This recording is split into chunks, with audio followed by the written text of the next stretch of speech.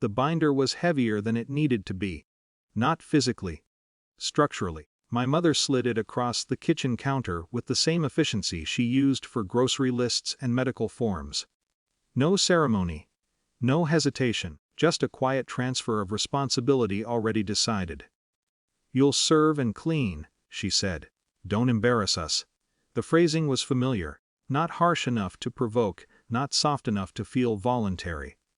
It landed with that polished certainty unique to family expectations, the kind that disguise instruction as inevitability.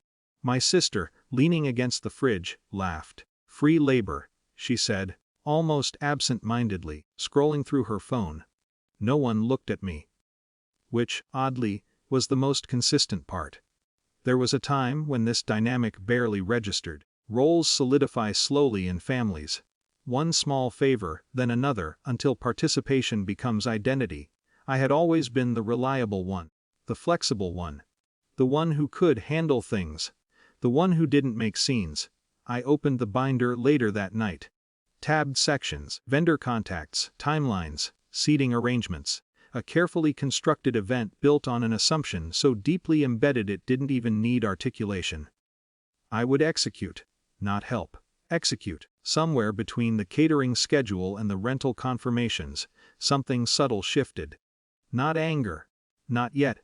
Something quieter, harder to name. Fatigue with recognition. Because for the first time, the pattern didn't feel invisible. It felt documented.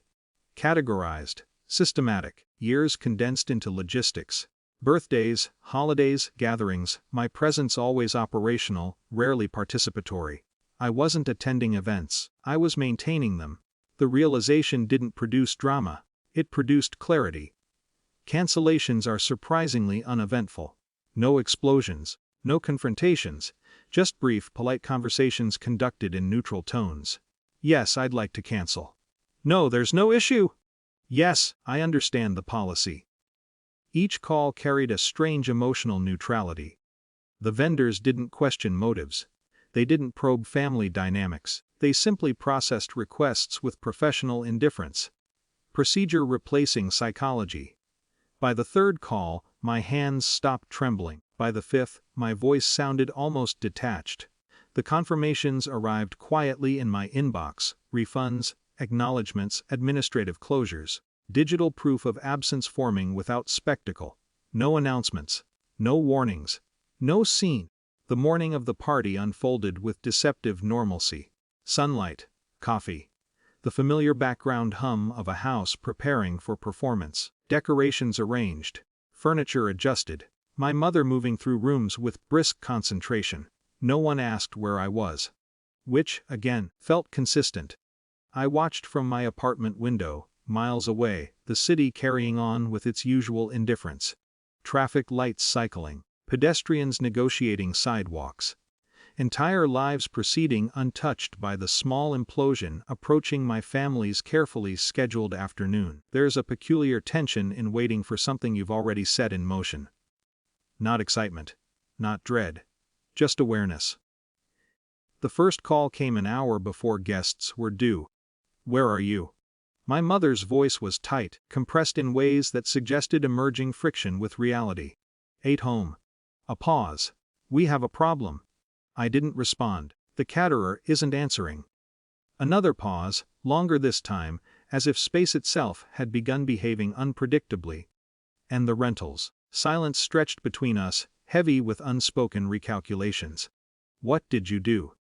The question arrived without accusation, which made it more revealing than anger would have. I chose my words carefully.